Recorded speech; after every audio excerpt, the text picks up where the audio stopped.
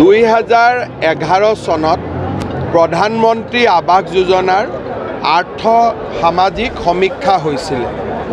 2018 চনত প্ৰধানমন্ত্ৰী আৱাস যোজনাৰ ঘৰৰ বাবে জিঅ' টেগিঙৰ ব্যৱস্থা হৈছিল আৰু দুইটা ব্যৱস্থাৰ জৰিয়তে আমি 26 লাখ নাম পৰিয়ালৰ নাম আমি তালিকাত সন্নিৱিষ্ট কৰিছিলোঁ।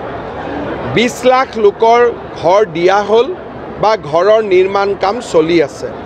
আজি 3,88,000 পৰিয়ালক নতুনকৈ আমি প্ৰথম কিস্তিৰ ধন বেংকৰ জৰিয়তে পঠোৱাৰ ব্যৱস্থা কৰিলোঁ। এই বছৰৰ এপ্ৰিলৰ পৰা ছেপ্টেম্বৰ মাহৰ ভিতৰত আমি আৰু 3 লাখ মানুহক ঘৰ দিম, যাতে 26 লাখৰ তালিকাখন সম্পূৰ্ণ হৈ যায়। ইয়াৰ পিছতো যিসকল দুখীয়া পৰিয়ালৰ নাম আৱাস যোজনাৰ পৰা বাহিৰত থাকিলে তেওঁলোকৰ নাম পুনৰ সমীক্ষা আৰু জিঅ' টেগিঙৰ কাৰণে অভিযান আমি যোৱা পৰহি দিনাৰ পৰা আৰম্ভ কৰিছোঁ। জীৱিকা সখী বাইদেউসকলে এই অভিযান আৰম্ভ কৰিছে। 27 তাৰিখে এই অভিযানৰ সামৰণি পৰিব।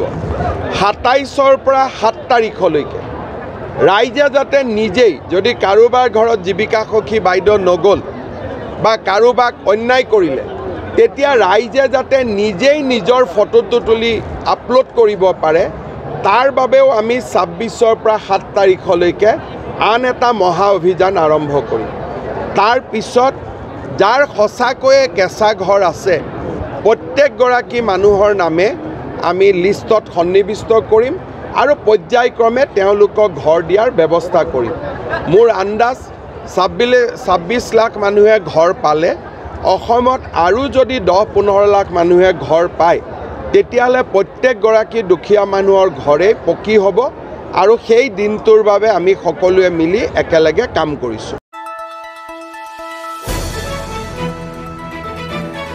দ্য নিউজলেণ্ডছ, অবিৰত তথ্যানুসন্ধান, আপোনাৰ সেৱাত খবৰ সন্ধান।